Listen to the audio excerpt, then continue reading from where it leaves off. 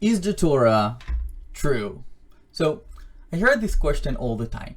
Like, how do you know that these stories that you tell us every week are real?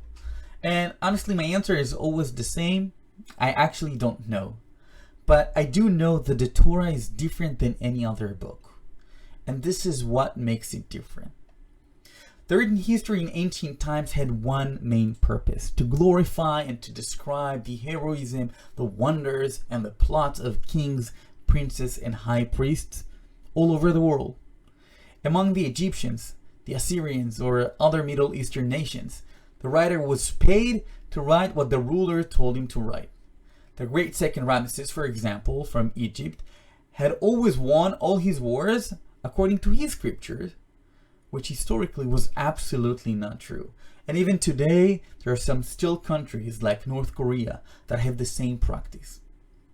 But the biblical text was written by a brave and different man who decided to pass on to future generations the flaws, the mistakes of his forefathers, to emphasize their challenges, their weaknesses, their sins, and yes, their mistakes.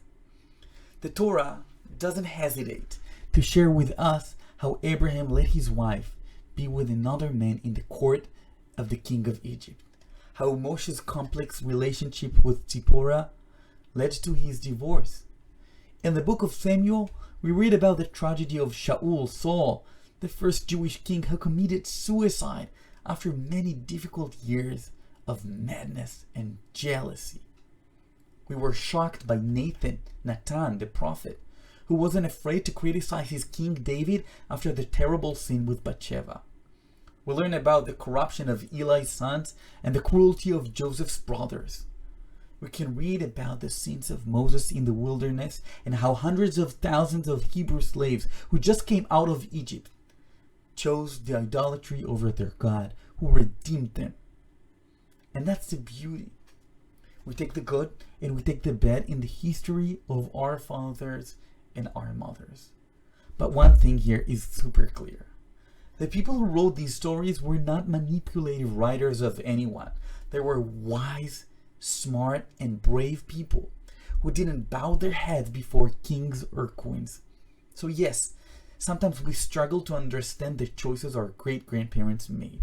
But hey, that's the magic of the Torah.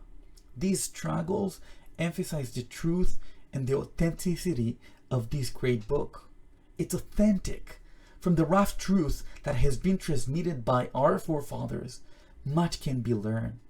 From the fairy tales passed down by the kings of Egypt or Moab or Sidon, almost nothing can be learned except that there was a king and he paid someone to write his memories. And this is why we need to be happy with our Torah. That we have an important, helpful, inspiring, exciting, amazing, and sometimes sad and depressing book in our hands. A real book, a book of life.